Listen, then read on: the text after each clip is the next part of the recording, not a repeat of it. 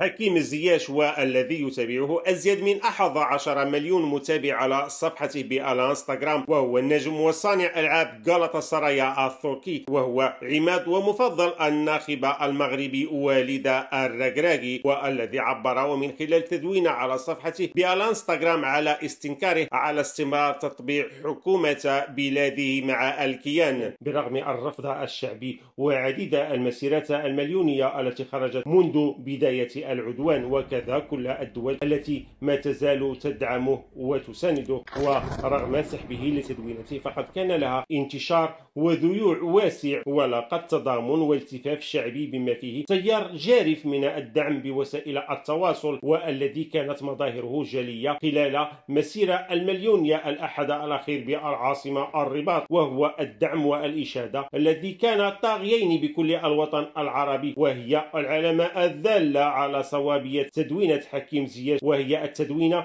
التي سبقتها توشحه بالعلم الفلسطيني وبعز أزمة العدوان وباحتفالية تتويج فريقه غالاتا سراي بتركيا أردوغان الحرة. علينا امتلاك القوة الكافية حتى لا تستطيع إسرائيل فعل ما تفعله في فلسطين،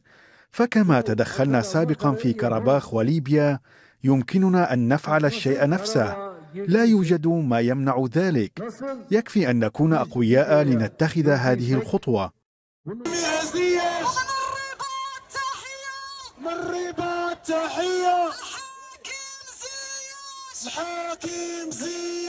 وهي التدوينة التي أماطت اللثام على مساندي مقترفي جريمة الإبادة الجماعية، حيث لم يجد هؤلاء الملقبون بغلمان الصوصو أو الطابور الخامس المعلوم وبغطاء وإسناد من جيش من الذبابة الإلكتروني بد من الخروج مرغمين لتجشؤ ما تحصل بجوفهم من سقط المتاع الذي ألقمه لهم أولياء نعمتهم، وحتى بعض خائبي الرجاء ممن يحاولون تقديم أوراق اعتمادهم كمشاريع غلمان، وهي الفئة المندسة والتي غاضها التعاطف الجاري والمؤازرة العارمة التي حظي بها إعلانه لموقفه السليم. أكثر من ذلك امتلاكه جرأة ذلك، وذلك بزمن على به صوت الاستكبار العالمي وانتكست كل أعلام الحقوق الإنسانية المعلومة وكسرت أقلام وخبت أفكار وشعارات، وكل أولئك من كانوا حتى زمن قريب يضجون العالم بدعاوي حقوق الإنسان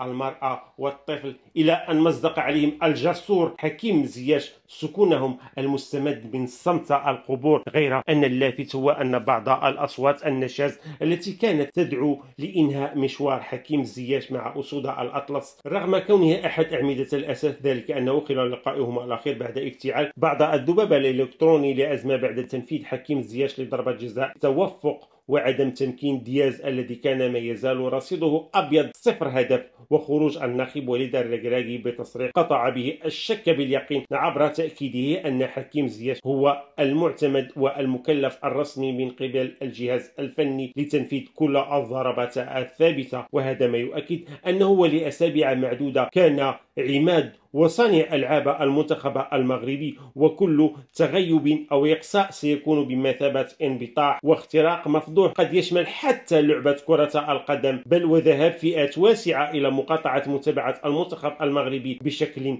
كلي ما دام لا يمثل حتى أدنى وأبسط توجهات الشعب التي أصبحت أحواله مأزومة في واد، وملايير الدولارات المتأتات من قروض المتراكمة تهدر على لعبة كرة القدم وملاعبها بواد آخر. المقطع على إعجابكم، لا تنسوا الاشتراك بالصفحة ومشاركة تصوراتكم وآراءكم. دمتم برعاية الله وإلى اللقاء. كان معكم سعيد العلوي.